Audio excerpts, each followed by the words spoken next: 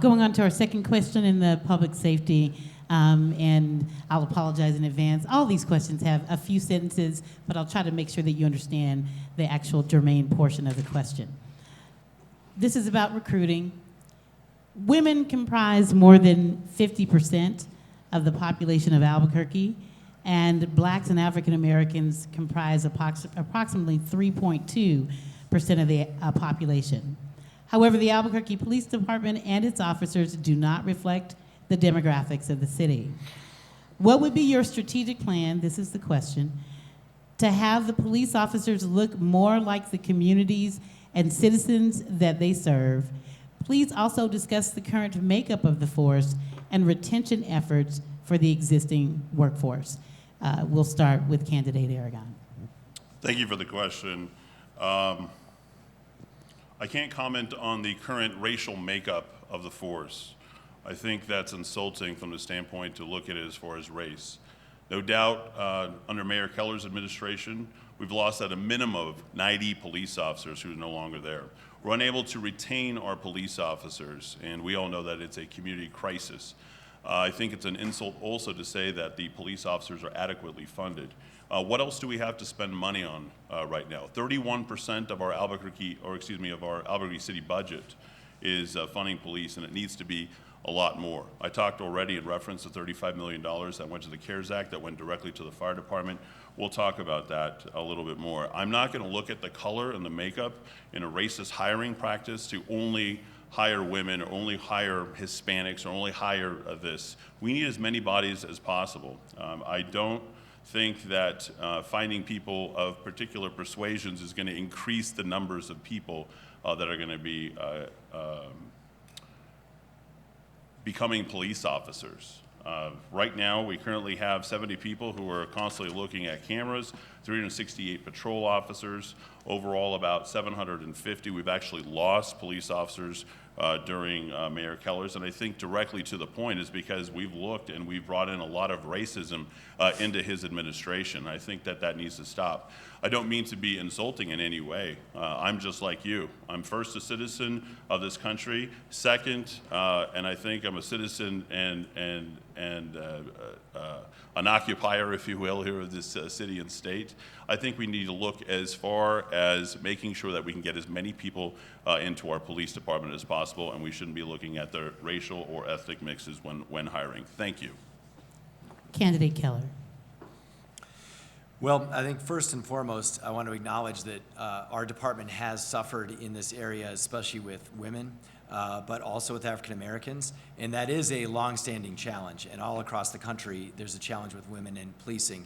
So the question is obviously what we're going to do about it specifically. And I think we've begun to address this issue in important ways. Number one is our ambassador program, which includes ambassadors to the African American community, the Asian community, LGBTQ, and these are officers who actually talk with them about their issues and also encourage recruiting. This is a very important program that we started this year. Also, we try and make our leadership as best that we can reflect our community.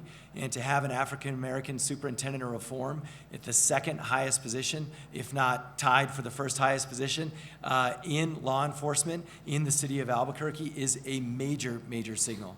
The other thing is the academy. We are on our second female director of the academy. And again, those are both under my leadership. And lastly, I want to mention that we got to remove the barriers. We have to understand why that is.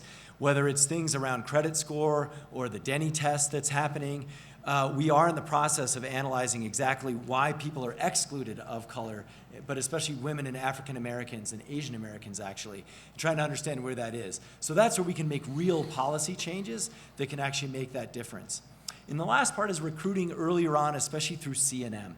We've started a new training program with C&M to encourage folks who are already interested in areas even of social work or of social justice or of criminology and everything in between at C&M, and we'll say, hey, there might be a home for you at the Albuquerque Police Department that you might not have thought of. And we can get you in the academic classes first so that you take a couple of months to figure out if that's really the right fit, and then we'll slot you into an advanced academy position so you can become a member of the force. Okay, understanding the challenges for women in law enforcement, being somebody that's actually been a practitioner and has had to go through the adversity of being a minority in law enforcement, I understand their challenges.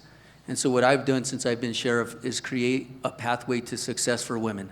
And so what we've done is we understand that in some areas of law enforcement, women have a very challenging time just because they don't have access to certain things like firearm training and other things that they would have a very challenging time coming into, that they don't feel as confident as a man. So what we've done is that we've retained those women and continue to work with them and hold them on staff, even if it takes us 2, 3, or 4 times to go through an academy to ensure that we have women on our staff, because we understand that more women in a law enforcement agency means a less violent, less aggressive law enforcement agency and a more balanced law enforcement agency. So what we've provided them is a pathway to success. We have hired more women in the history of the sheriff's office in this community, and it's very reflective. What I'm going to tell you here, being raised in a community center, being raised in the South Valley in a very diverse high school, is what I would do is vote for me, so I could provide these people with the leadership they need that would be very reflective of this community that I was raised, born, and understand and love.